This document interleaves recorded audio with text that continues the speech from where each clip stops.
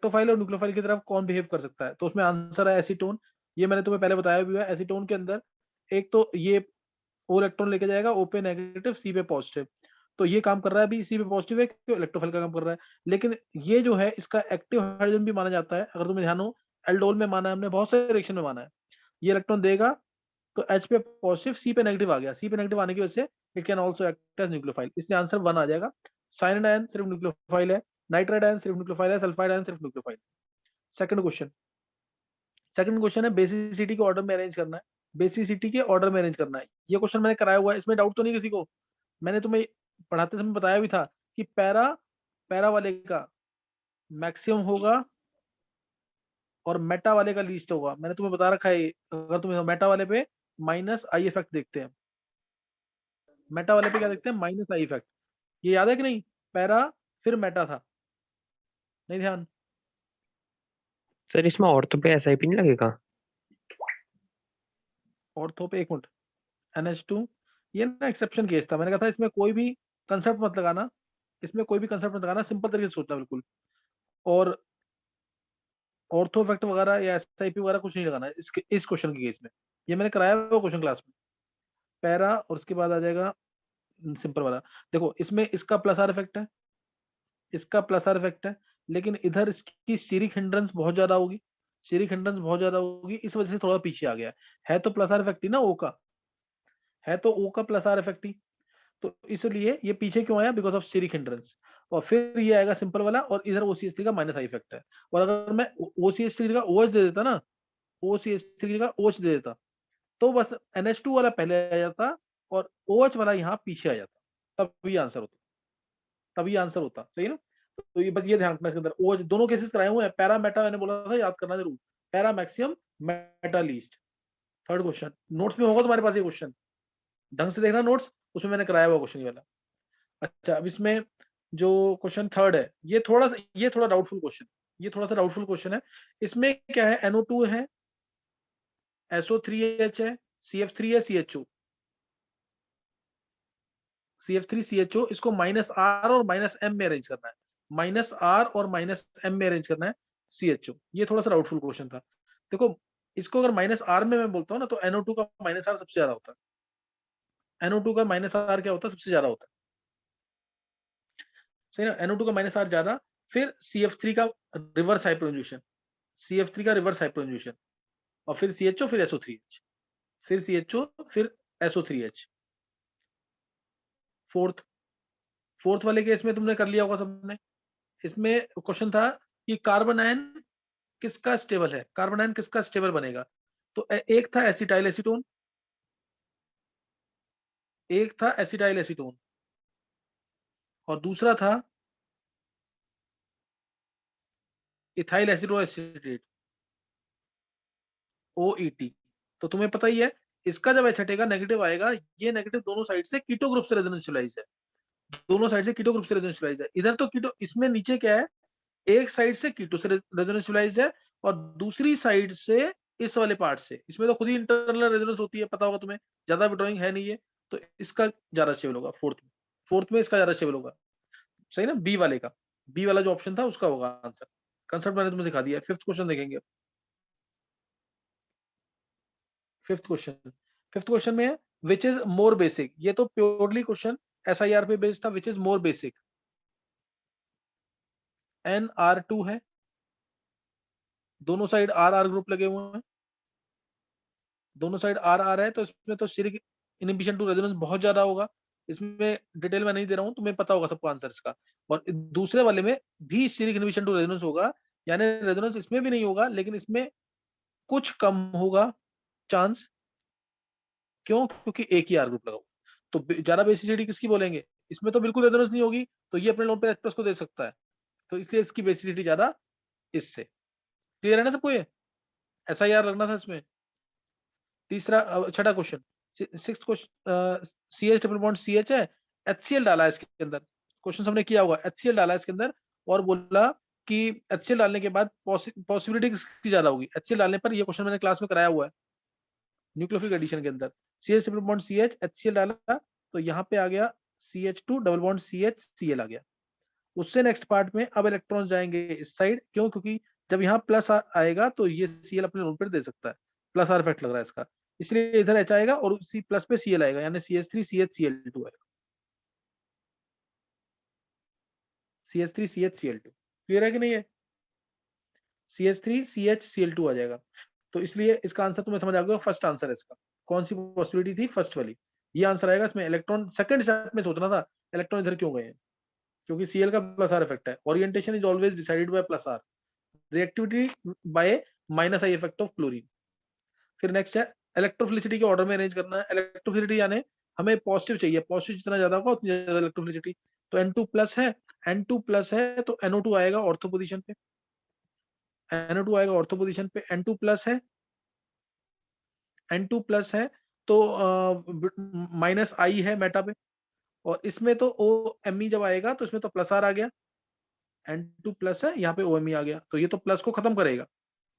OMe है ये, OMe ये तो प्लस को क्या करेगा? खत्म करेगा, इसलिए ये ऑर्डर आ जाएगा, ये ऑर्डर आ जाएगा और आंसर आ जाएगा इसका 312 ऑप्शन में। 312 सेकंड ऑप्शन है। एट्थ क्वेश्चन बोला किसकी डाइपोल मोमेंट ज्यादा होगी, तो तुम्हें ये भी दिख रहा है कि इसमें एरोमेटिसिटी आ रही है, डबल बॉन्ड O है और पीएच लगा हुआ है, तो इसमें O जब इलेक्ट्रॉन खींचेगा तो प्लस आ गया यहाँ पे, ये एरोमेटिक बन गया, और दोनों पीएच रेजोनेंस से भी इसको स्टेबलाइज करेंगे। और उससे नेक्स्ट में क्या होगा? उसमें सिर्फ डबल बॉन्ड O आया, प्लस को बेंजीन अपने इलेक्ट्रॉन देके स्टेबलाइज करेगा। इसलिए ज्यादा डाइपोल मोमेंट किसकी होगी? जिसमें चार्ज सेपरेशन ज्यादा हो जाएगा, जिसमें चार्ज का मूवमेंट ज्यादा होगा, तो इसलिए ये आ जाएगा इसमें आंसर। जिसमें चार्ज आसानी से आ सकता है, आसानी से तब आएगा जब एरोमेटिक कंपाउंड बनेगा, और एरोमेटिक, क्योंकि एरोमेटिक कंपाउंड ज्यादा स्टेबल होते हैं। तो एट्थ का आंसर आ जाएगा फर्स्ट। नेक्स्ट देखेंगे नाइन्थ क्वेश्चन।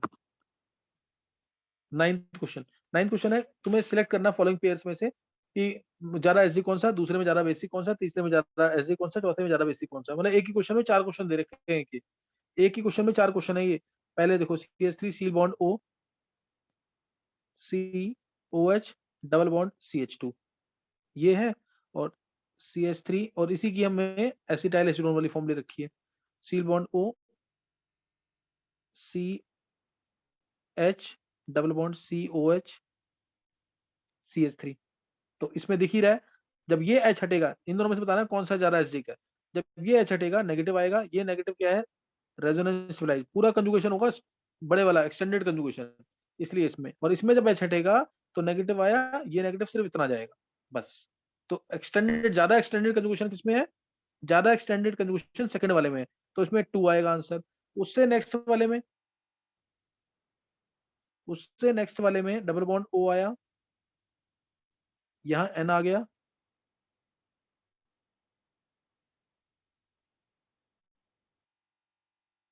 यहाँ NH है, डबल बॉन्ड O। इन दोनों में से पूछा, इसका ए पार्ट था, ये बी पार्ट में इन दोनों फर्स्ट और सेकंड में से कौन सा ज्यादा बेसिक है। ये वाला एन जो है ये अपने इलेक्ट्रॉन इधर नहीं देगा रेजोनेंस में, क्योंकि देगा तो यहाँ पे ब्रिज हेड जो नाइट्रोजन है वो sp2 हो जाएगा, इसलिए ये अपने लोन पेयर इस H+ को देगा।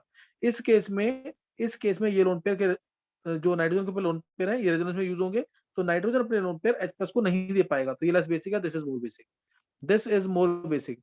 और सेम पार्ट तुम यूज करोगे इसमें डी पार्ट में भी सेम टाइप है, डी पार्ट में भी सेम टाइप है, इसलिए उसको नहीं उतारा। इसका सी पार्ट देख लेते हैं, सी पार्ट में से कौन सा अच्छा एसिड है। सी पार्ट में भी चेक करोगे तुम तो एक्सटेंडेड कंजुगेशन आएगा पहले वाले केस में, एक्सटेंडेड कंजुगेशन आएगा पहले वाले केस में। देखो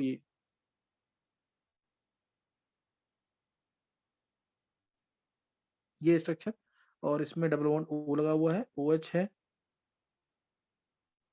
कि अब देखो नेगेटिव आया यहाँ पे H हटने के बाद, H हटा, नेगेटिव आया, ये इलेक्ट्रॉन इधर, ये इलेक्ट्रॉन इधर, ये इलेक्ट्रॉन इधर, ये इलेक्ट्रॉन इधर, ये इलेक्ट्रॉन इधर, प्रॉपर तरीके से कंजुगेशन हो रहा है H+ हटने के बाद। दूसरे केस में इतना नहीं हो पाएगा, दूसरे केस में क्यों? क्योंकि सिर्फ यही पार्ट है इसमें, ये OH और डबल बॉन्ड O, तो बस ये हटा H, नेगेटिव आया, ये इलेक्ट्रॉन इधर, ये इलेक्ट्रॉन इधर, ये इलेक्ट्रॉन इधर, तो इसमें ज्यादा एक्सटेंडेड कंजुगेशन नहीं है, जो फर्स्ट वाले में ज्यादा है, इसलिए 1 होगा। तो 2 1 1 2 ये आंसर है। 10th पार्ट में विच is most stable carbocation, 10th part, 10th question, which is most stable carbocation. तो तुम्हें इसमें दिख रहा होगा एक दो, जहां पे कंफ्यूजन होगा मैं वो बता रहा हूँ तुम्हें।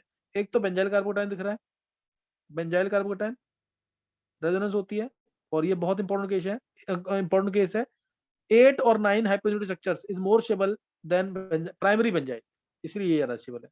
तो आंसर डी आ जाएगा इसका। 11th क्वेश्चन है most stable one, again again same question है लेकिन इस बार रेडिकल की फॉर्म में। इस बार क्या है, ऑर्थो नाइट्रोबेंजाइल बेंजाइल रेडिकल है, ऑर्थो नाइट्रोबेंजाइल रेडिकल है,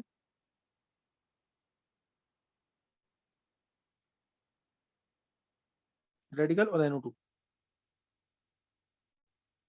अब इसमें क्या है, ये इलेक्ट्रॉन इधर गए, ये इलेक्ट्रॉन इधर, और ऐसे ये इधर ये इधर, तो एन पे ओ पे रेडिकल आ जाएगा, इसमें रेजोनेंस होने का तो ओ पे रेडिकल आ जाएगा ऑर्थो नाइट्रोबेंजाइल में, और ओ पे रेडिकल ज्यादा स्टेबल मानते हैं, इसलिए आंसर आएगा ऑर्थो नाइट्रोबेंजाइल। इसलिए आंसर आएगा ऑर्थो नाइट्रोबेंजाइल। इसके अलावा ऑप्शन और भी थे, tertiary butyl radical, isopropyl radical, और भी ऑप्शन थे लेकिन आंसर ये है इसका। सर इसमें हमने आंसर ये है, 9H को रेजोनेंस ज्यादा अच्छा क्यों नहीं माना? रेडिकल में नहीं है ऐसा, रेडिकल में नहीं है। और दूसरा इसमें 9 वाला तो देखना ही नहीं ना, इसमें तो वो क्या कहते हैं, रेडिकल में ये वाली चीज देखना, इसमें ओ पे रेडिकल आ जाएगा आफ्टर रेजोनेंस। 9 वाला केस तो है ही नहीं। अगर इसमें ऑर्डर भी पूछते हैं ना तो पहले यही आएगा, 1 ये आएगा, 2 ये आएगा, 3 ये आएगा, फिर आइसोप्रोपाइल आएगा। Yes sir. नेक्स्ट क्वेश्चन, और ये क्वेश्चन कराया हुआ क्लास का क्वेश्चन है, which is most stable singlet carbene. Singlet carbene में कौन सा स्टेबल है, CF2, याद होगा तुम्हें, F लोन पेयर देता था इसको, याद है ना, C पे ये है इलेक्ट्रॉन डेफिशिएंट है, F अपने लोन पेयर देगा इसको, ट्रिप में नहीं होता ऐसा, ये 6 इलेक्ट्रॉन है, ये इलेक्ट्रॉन दे सकता है इसको, F पे पॉजिटिव आ जाएगा, C पे नेगेटिव, ये रेजोनेंस होगी इसके अंदर, और ये आ जाएगा ऐसे double bond F, positive negative और F, इस तरीके से। सिंगलेट में ऐसा होता है, ट्रिपलेट में क्योंकि एक इलेक्ट्रॉन यहाँ पे है, उसमें कोई खाली जगह नहीं होती है, और एक इलेक्ट्रॉन ऐसे है। ट्रिपलेट जो होता है डायरेडिकल होता है, सिंगलेट जो होता है इलेक्ट्रोफाइल होता है, तो इसलिए CF2 ज्यादा स्टेबल है, CF2 ज्यादा स्टेबल है सिंगलेट के अंदर। और cannot function as electrophile, cannot function as electrophile, तो उस केस में HCl है, CCl2 इलेक्ट्रोफाइल है, SiF4 इलेक्ट्रोफाइल है, वेकेंट डी ऑर्बिटल की वजह से C2H4 में डबल बॉन्ड है, पाई इलेक्ट्रॉन्स है, पाई इलेक्ट्रॉन्स है, तो ये इस पे इलेक्ट्रोफाइल अटैक करेगा, पाई इलेक्ट्रॉन्स बिल्कुल फ्री है, उसको देख करके इलेक्ट्रोफाइल अटैक करेगा, तो ये खुद क्या हुआ, न्यूक्लियोफाइल, खुद क्या हो जाएगा, न्यूक्लियोफाइल। ये हो गया 13 क्वेश्चन। 14th सर मतलब 13 का आंसर डी है? आंसर इसका डी। बट आपने शीट में बी लिखा हुआ है। शीट में, आंसर शीट में हाँ जी सर। गलती से हो गया, CCl2 तो है ही इलेक्ट्रोफाइल, CCl2 इलेक्ट्रोफाइल है, डी हो गया, बताया था डी कर देना इसको, डी कर देना आंसर इसको, सही ना। 14 देखेंगे, किसी और को बोलना है कुछ क्या, 14 क्वेश्चन देखेंगे नहीं तो। चलो 14 क्वेश्चन देख लो बस। 14 question, strongest base, strongest base तो तुम्हें पता है, इसमें ऑर्डर यही आएगा, NSP3 हाइब्रिडाइज्ड है, रिंग ज्यादा स्ट्रेन कम होगा, सबसे ज्यादा ये होगा। अगर उसके बाद भी देखना है तो उसके बाद 5 मेंबर की रिंग होगी, 5 मेंबर की रिंग होगी, और उसके बाद आ जाएगा पाइरिडीन, फिर पाइरोल, नहीं मुकुल, उसके बाद पाइरिडीन आ जाएगा। पाइरिडीन में रेजोनेंस नहीं है लेकिन sp2 हाइब्रिडाइज्ड है, इसलिए पीछे आ गया। पाइरोल में तो एरोमेटिसिटी आ रही है लोन पेयर देने के बाद, इसलिए ये तो लीस्ट होगा, ये ऑर्डर ऑफ बेसिक कैरेक्टर आ जाएगा, this is the order of basic character. 15th clear हुआ क्वेश्चन कि नहीं है? तुम्हें अब नेक्स्ट वाले में निकालना है decreasing order of enthalpy of formation of carbocations. एक बार चेक करना, 15 क्वेश्चन यही है, क्वेश्चन चेक कर लेना जरूर एक बार।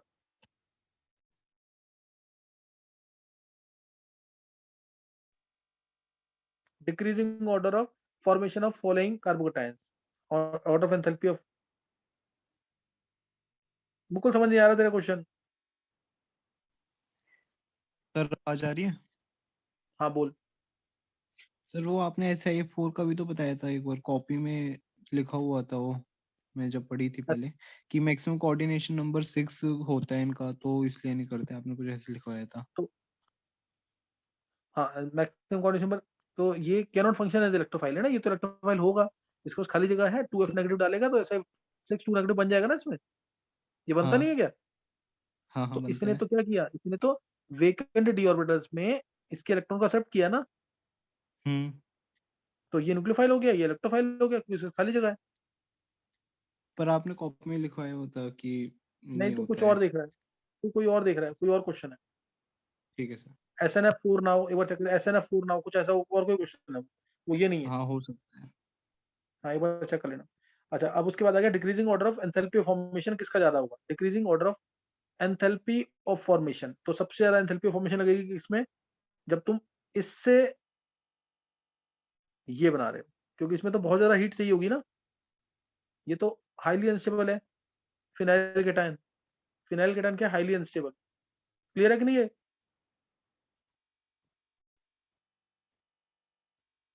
Yes sir. नहीं ना, फिनाइल केटायन हाईली अनस्टेबल, तो सबसे ज्यादा एंथैल्पी इसमें लगेगी। सबसे ज्यादा एंथैल्पी इसमें लगेगी, उसके बाद इसमें लगेगी जब कोई कुछ भी नहीं है। इसमें 4 हाइपरजूशन, उसके बाद 4 हाइपरजूशन है, उसके बाद तीसरे नंबर पे इसमें लगेगी। Cl है यहाँ रेजोनेंस, एक ही वाला केस है और एक ये केस है। CH2Cl, इसमें जब Cl हटेगा तो प्लस यहाँ आएगा, ये प्लस आ गया। इसमें जब Cl हटेगा तो प्लस यहाँ आएगा। ये इसमें 2 हाइपरजूशन है, 2 हाइपरजूशन है प्लस रेजोनेंस है, प्लस रेजोनेंस है। इस वाले में क्या हो रहा है, CH2 प्लस जब आया, CH2 प्लस आया तो इसमें सिर्फ क्या है, रेजोनेंस है और प्राइमरी कार्बोकेटायन है, तो इसमें थोड़ी सी ज्यादा लगेगी एज कम्पेयर टू दिस, जो कि सेकेंडरी कार्बोकेटायन था। यहाँ पे कंफ्यूजन होता है थोड़ा सा डाउट में भी है केसी वाला, सही ना। तो सर प्लस लेकिन यहाँ इसकी आएगा तो ये कार्बोकेटायन, हाँ। सर लेकिन इसकी मोर नंबर ऑफ रेजोनेटिंग स्ट्रक्चर्स भी तो है, उसका तो एक ही है। उसमें एरोमेटिसिटी भी डिस्टर्ब हो रही है ना। सर लेकिन सेकंड वाला तो फिर एरोमेटिक है ही नहीं स्टार्टिंग से। तो उसमें जब रेजोनेंस उससे इलेक्ट्रॉन घुमाएंगे तो बेंजीन की एरोमेटिक कैरेक्टर भी तो डिस्टर्ब हो रहा है ना। यस सर, लेकिन बेंजाइलिक कार्बोकेटाइन तो बहुत स्टेबल मानते हैं ना। नहीं नहीं नहीं, बेंजाइलिक कार्बन टर्शियरी से भी कम स्टेबल है ना, हाइपरजूशन वाले से भी कम स्टेबल है। थोड़ा सा डाउट में है केस, ये कई बुक्स में तेरा वाला आंसर दे रखा है, लेकिन अभी तुम्हें यही मार्क करना है। समझा नहीं, वेदांती वाला इससे तो कम स्टेबल है ना ये बेंजाइल वाला। Yes sir. हाँ, तो ये बहुत ज्यादा स्टेबल नहीं मानते इसको। प्राइमरी एलाइल और प्राइमरी बेंजाइल से बोल रखा मैंने इसको कम स्टेबल। Yes sir. अच्छा, नेक्स्ट क्वेश्चन है 16th। सर इसका आंसर क्या होगा? इसका आंसर है C 4132। सी मेरा अंदाजा सबने कर लिया होगा, क्योंकि इस टाइप का सेम क्वेश्चन मैं डिस्कस कर चुका हूं पीछे। एक बार C2H5 होल थ्राइस N है, और एक बार N लग करके N लग के रिंग बनी हुई है, ऐसे करके कुछ है। तो ये तो अपने इसमें तो प्रॉपर डायरेक्शन होगी, कोई स्टीरिक हिंड्रेंस नहीं, क्योंकि बॉन्ड्स फिक्स्ड है, बॉन्ड्स लॉक्ड है यहाँ पे, तो इसमें कोई स्टीरिक नहीं। लेकिन इस वाले केस में कुछ तो स्टीरिक हिंड्रेंस होगी, सही ना। ये तो बॉन्ड्स फिक्स नहीं है, तो इस वजह से ये ज्यादा बेसिक माना जाता है, हमेशा ये ज्यादा बेसिक माना जाता है, सही ना। इसमें ये ज्यादा बेसिक माना जाएगा। ऐसे ही जिसमें रिंग होंगी सेम कार्बन एटम्स है, तो रिंग वाला ज्यादा बेसिक माना जाता है। और लास्ट वाले में गोनेडिन है ही, सबको पता होगा, सही ना। ये क्लियर है ना सबको? क्वेश्चन ए का भी इसमें आंसर डी आएगा, सबका सेकंड आंसर है। फिर 17 क्वेश्चन पेपर निकाल के रखना, डाउट है दोबारा पूछ लेना, मैं जल्दी डिस्कस करूंगा। 17 में ये वाला जा रहा है एस जे, क्यों? क्योंकि यहाँ पे एस हटने के बाद, ओ सॉरी, यहाँ से एस हटने के बाद नेगेटिव आएगा, वो नेगेटिव यहाँ पे भी रेजोनेंस स्टेबलाइज्ड है डी पाई पी पाई मल्टीपल बॉन्डिंग के थ्रू, और इधर भी रेजोनेंस स्टेबलाइज्ड है डी पाई पी पाई मल्टीपल बॉन्डिंग के थ्रू, इसलिए आंसर इसका डी आ जाएगा। 18 क्वेश्चन, 18 क्वेश्चन क्लास में डिस्कस किया हुआ है, याद है कि नहीं? ये इसमें अरेंज करना था, इसमें अरेंज करना है बॉन्ड एनर्जी में। देखो इधर, इसको अरेंज करना है डिफरेंट हाइड्रोजन को बॉन्ड एनर्जी के अंदर। मैं आंसर तुम्हें बता रहा हूँ कैसे करना है, तुम उसमें खुद चेक करना, उसमें आंसर आ जाएगा तुम्हारा फर्स्ट वाला। देखो ये है, इस बॉन्ड एनर्जी जब भी बोले तो यानी तुम्हें रेडिकल में बनाना है। बॉन्ड एनर्जी बोले तो तुम्हें रेडिकल में, तो मैं इसमें ऐसे डाके रेडिकल पहले से लगा रहा हूँ। एक रेडिकल यहाँ पे आएगा, एक रेडिकल यहाँ आएगा, एक रेडिकल यहाँ पे, एक रेडिकल यहाँ, एक रेडिकल यहाँ। सबसे ज्यादा स्टेबल रेडिकल कौन सा होगा? सबसे एक नीचे CH2H है, यहाँ पे CH2H है, एक रेडिकल यहाँ आएगा, इस वाले को हटा के यहाँ आएगा। सबसे ज्यादा स्टेबल जो है रेडिकल कहाँ पे आएगा?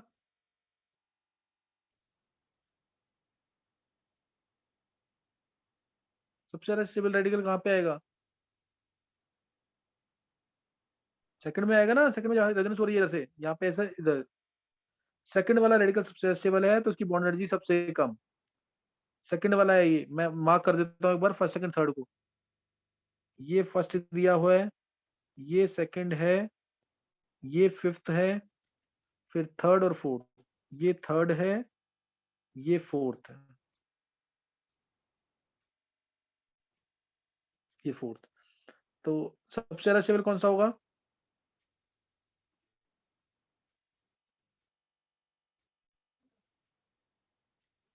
सबसे ज्यादा स्टेबल कौन सा होगा? सर सेकंड वाला। सेकंड वाला। उसके बाद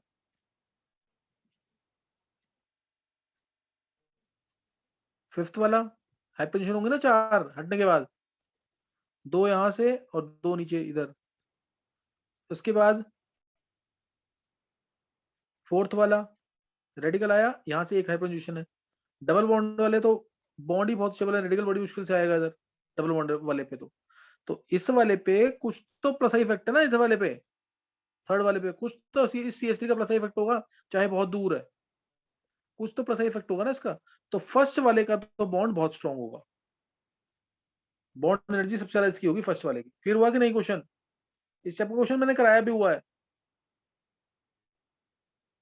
अब 19th क्वेश्चन बताना क्या है? 19th क्वेश्चन क्या है वेदांत को बता जरा। सर मैंडेलिक एसिड का स्पेसिफिक रोटेशन 158 डिग्री का गिवन है प्लस का, और हाँ एक मिक्सचर है जिसमें 25% माइनस मैंडेलिक एसिड और 75% प्लस मैंडेलिक एसिड है, और स्पेसिफिक हाँ रोटेशन ऑफ मिक्सचर पूछा है। हाँ, स्पेसिफिक रोटेशन ऑफ मिक्सचर पूछा है। प्लस वाले का रोटेशन दे रखा है 158 और वो 75% है। Yes sir. प्लस वाले का रोटेशन 158 डिग्री दे रखा है और वो 75% है, यानी इंटू 3/4 करेंगे तो माइनस वाले का जो रोटेशन है वो -158 होगा और उसका परसेंटेज कितना होगा? -158।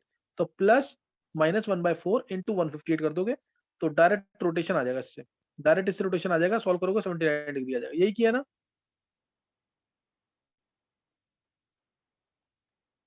यस 20th क्वेश्चन क्या है वेदांत को बता। 20th क्वेश्चन सर, उसमें नॉन एरोमेटिक कंपाउंड स्पीशीज पूछा है। नॉन एरोमेटिक ना, वो तो सिंपल क्वेश्चन है। तो ये वाला ना, इसमें तुम्हें ध्यान होगा एनुलर हाइड्रोजन आ जाते हैं इसमें, सबको पता होगा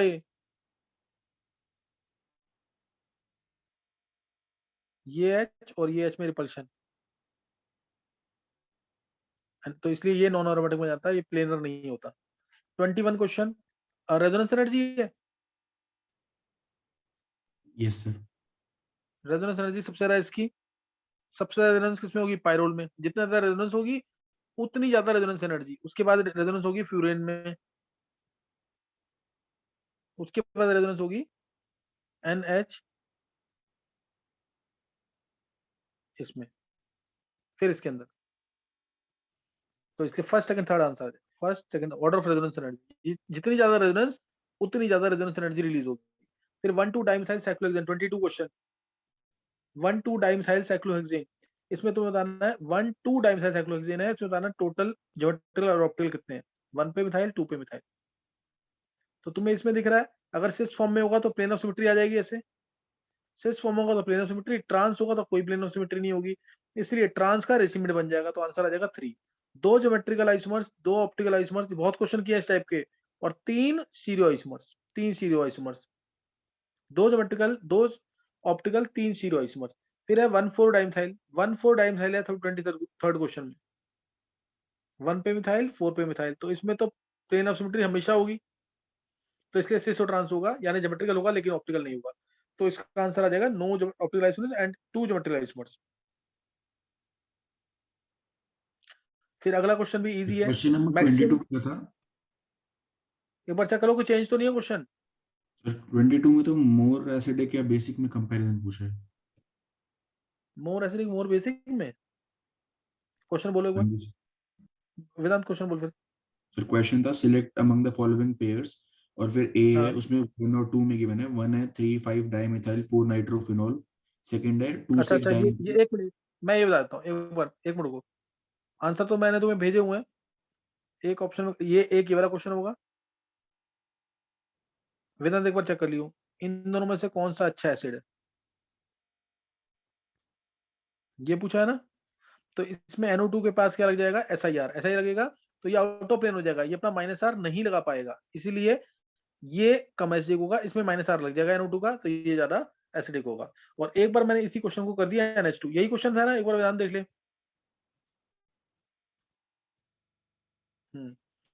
और NO2 लगाए और इस वाले में NH2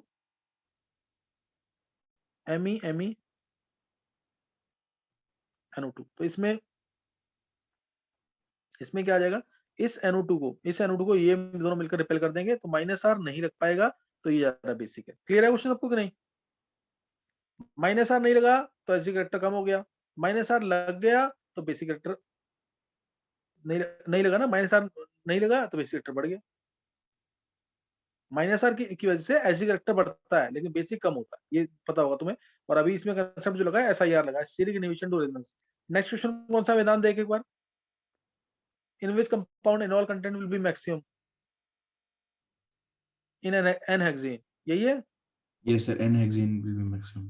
हाँ, तो इसमें तो पता ही है एसिटाइल एसीटोन में होता है, सही ना, acetyl acetone. Sir, N-hexane n maximum hexane में, का मतलब? N hexane non polar solvent.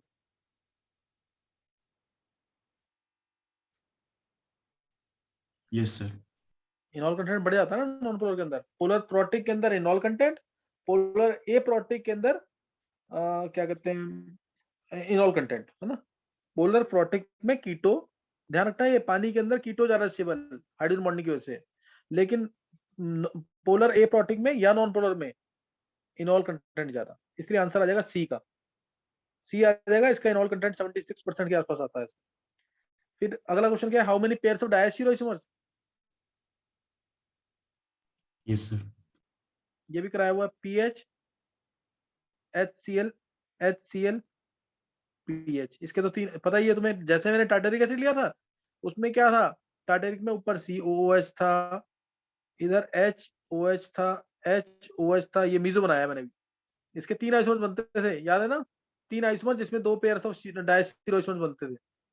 ध्यान है कि नहीं ये वेदांत?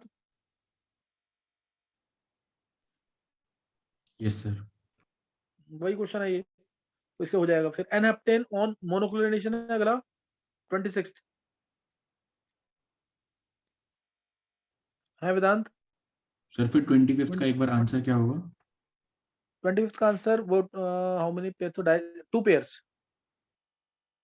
2 pairs of diastereoisomers. N-heptane on monochlorination. N-heptane on monochlorination gives a number of isomers. How many of them are optically active? कितना है आंसर?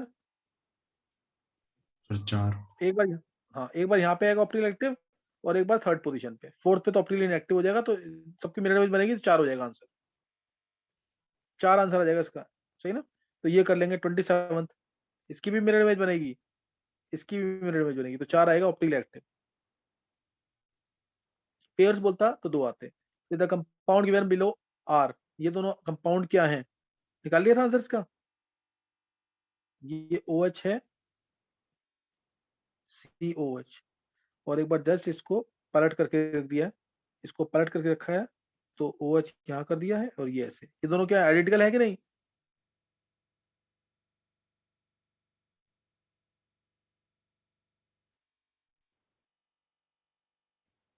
पलटने से घुमाने से अगर सेम चीज आती है तो उसको हम आइडेंटिकल मानते हैं, तो इसके आंसर ये आएगा, ये दोनों आइडेंटिकल है। 28 बेयर सिंगल स्ट्रेन मैक्सिमम किसमें, साइक्लोडेकिन के अंदर। मोस्ट स्टेबल कंफर्मेशन क्लोरोहाइड्रिन का क्या हुआ, क्लोरोहाइड्रिन यानी ये CH2OH CH2Cl, इस टाइप से, तो इसमें हम मानते हैं डाइपोल डाइपोल इंटरेक्शन होती है इन दोनों के अंदर, तो गॉच फॉर्म को ज्यादा स्टेबल, गॉच फॉर्म को ज्यादा स्टेबल लेना है इसमें, सही ना, गॉच फॉर्म ज्यादा स्टेबल। यहाँ Cl, यहाँ पे OH, कुछ इंटरेक्शन होंगी इनके अंदर, तो गॉच फॉर्म 28 में ज्यादा स्टेबल। 29 में, 29 ये 29 था, सॉरी 29। 30th क्वेश्चन में साइक्लोप्रोपेन 1,2 डाइकार्बोक्सिलिक एसिड है, क्या फॉल्स है इसके? साइक्लोप्रोपेन 1,2 डाइकार्बोक्सिलिक एसिड, यहाँ पे भी COH, यहाँ पे भी COH, तो इसमें मीजोफॉर्म तो आएगी, इसने एक लाइन लिखी है। इसके 2 ज्योमेट्रिक आइसोमर्स होंगे, 2 ऑप्टिकल आइसोमर्स होंगे, लेकिन टोटल स्टीरियो आइसोमर्स 3 होंगे, और 2 इसमें ऑप्टिकली एक्टिव है, मीजोफॉर्म ऑप्टिकली इनएक्टिव है, तो आंसर सी गलत हो जाएगा। सी आंसर जो है वही करेक्ट आंसर है, all the stereo isomers are optically active, ये गलत चीज है। फिर क्वेश्चन कौन सा अगला, अगला क्वेश्चन क्या है वेदांत, एक बार देख। Sir, how many asymmetric carbon atoms are present in the following compound cocaine? अच्छा, ये कोसिनेलिन करके दे रखा है, इसके अंदर बोला हुआ है कि इसमें कितने एसिमेट्रिक कार्बन एटम्स है, निकाला किसी ने आंसर ये?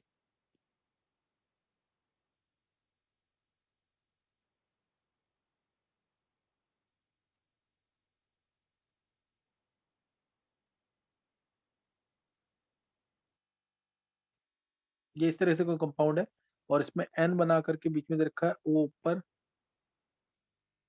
ये एच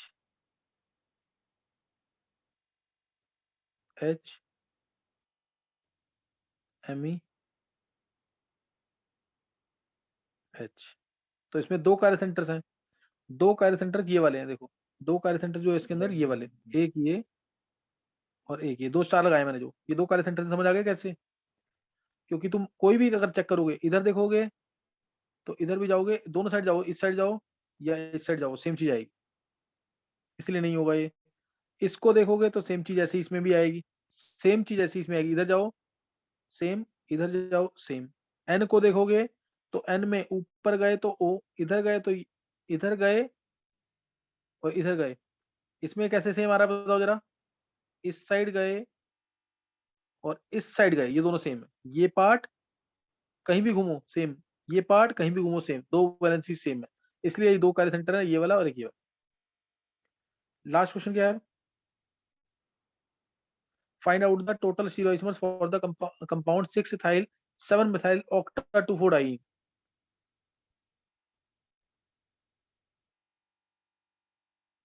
ये 6 ethyl 7 methyl, 6 ethyl 7 methyl, 7 methyl octa 2,4 di, 2 पे 4 पे डाई। तो अब इसमें चेक करो, यहाँ पे ज्योमेट्रिकल आइसोमर्स बनेगा, यहाँ ज्योमेट्रिकल आइसोमर्स बनेंगे, यहाँ पे भी ज्योमेट्रिकल आइसोमर्स बनेंगे और यहाँ पे कार्य सेंटर आएगा। ये कार्य सेंटर नहीं है क्योंकि मिथाइल ये भी है, मिथाइल ये भी है, तो दोनों मिथाइल है, इसलिए 2:3 8 आंसर आ जाएगा। हाँ वेदांत, एक क्वेश्चन और है कौन सा, जल्दी बोल। सर। वो क्वेश्चन है what is the relation between these two structures, और फिर दो कंपाउंड्स गिवन है। अच्छा, वो हो जाएगा कि नहीं वैसे, डायस्टीरो इस्मर्स है वो दोनों, ये है ना question, COOET HME HCOOET ME CH3 COOET HCH3 COOET H। इसको किसी तरीके से सेम फॉर्म में लेके आओ बस। तुम बस ये करो इसके अंदर कि दोनों COOET वर्टिकल लाइन पे रहे, दोनों COOET कहाँ रहे? वर्टिकल लाइन पे। तो मैं इसको कन्वर्ट कर रहा हूँ, ध्यान देना, ऊपर COOET है, इधर HME, इसको कोई चेंज नहीं किया मैंने, इसका COOET ऊपर लेके आया और इसका ME इधर आना चाहिए, मैं इधर कर रहा हूँ H, ताकि ये कंपाउंड आइडेंटिकल है, ऐसे इसको बना रहा हूँ। इसका COOET मैं ऊपर कर रहा हूँ, नहीं तो तुम R और S निकाल के देख लो, इस पॉइंट पे और इस पॉइंट पे, ऐसे ही नीचे, उससे भी आंसर आ जाएगा। COOET ऊपर, ME इधर आना चाहिए, ME इधर कर दिया मैंने, H इधर कर दिया, दो चेंजेस से कोई फर्क नहीं पड़ता, इवन चेंजेस से। COOET ऊपर किया, H आना चाहिए COET की जगह, लेकिन आएगा इधर ME इधर। अब तुम ये देखो, ये वाला कंपाउंड और ये वाला कंपाउंड दोनों क्या है? ये दोनों क्या है? डाइस्टीरियोइसोमर्स है कि नहीं? एक मीजो है ना, एक क्लियर हो गया वेदांत की नहीं? Yes sir, clear. दूसरा तरीका भी है, वो थोड़ा सा लेंदी हो जाता है, इसलिए मैंने ऐसे किया। चलो एक बार अब कर लेना, तुम लोग सब पेपर कर लेना, एक पेपर और लूंगा मैं, बता दूंगा कब है।